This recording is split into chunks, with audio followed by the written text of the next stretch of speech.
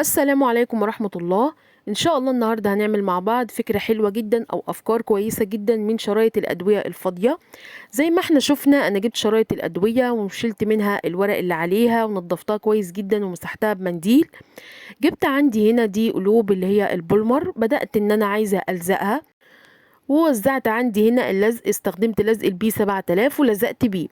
هجيب عندي هنا الجليتر وهبدأ احطه في العيون معايا اللي او الفراغات الموجودة في الشريط. انا هعمل معاكم كذا طريقة بكذا فكرة وان شاء الله هنشوف النتيجة في الاخر. بعد ما حطيت كده انا مش عايزه املى قوي، يا دوبك بس على قد المكان بس. جبت عندي جزء من الفوم، بس فوم بلزق، ولزقت بيه الشريط بتاعي وبضغط عليه كويس جدا عشان يلزق معايا كويس. عاملة هنا كذا لون زي ما احنا شفنا مع بعض بالشكل ده. ما شاء الله فكرة بسيطة خالص. جبت برضو شريط كمان وهبدأ برضو اوزع فيه نفس البولمر ده. على فكرة مش لازم نفس الطريقة ونفس الشكل ده، في نجوم، في قلوب، في بيبقى استرسات، حاجات كده نقدر نستخدمها في الفكرة بتاعتنا، مش شرط نفس البولمر اللي معايا. انا هنا بقى حطيت خرز تفسيرة اللي هو الخرز الصغير، يعني انا عملت بالجليتر او الخرز اللي احنا عايزينه، او حتى زي ما قلت لكم اللي هي الاسترسات او اللي هي بمعنى اصح الجليتر اللي هو على شكل اشكال، بيبقى فيه موجود منه نجوم وقلوب وحاجات زي كده. انا بقى هنا جيت في الشريط اللي احنا عملناه ده لزقته بايه، لزقته معاكم بالسولوتيب.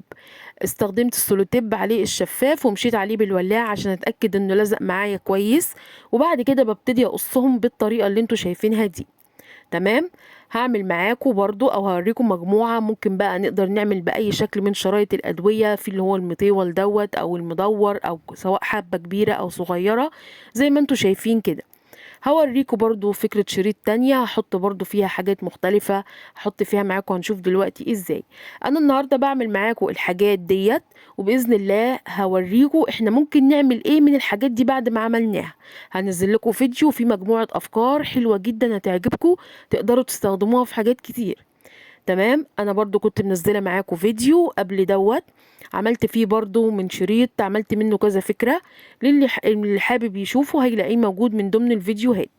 وبالنسبه لاخر شريط انا بعمله، انا حطيت فيه هنا ترتر وحطيت فيه الخرز الحروف، يعني ممكن نقدر نعمل اسمنا او الحروف اللي احنا خاصه باسمنا في شرايط زي كده. برضو دي فكره حبيت ان أنا اعرضها عليكم، وهلزقه برضو هنا بالفوم. بس كده دي تقريبا الافكار. ان شاء الله انتظروني، هعمل معاكم فيديو تاني فيه كل الافكار اللي تستفادوا بيها. شكرا ليكم والسلام عليكم.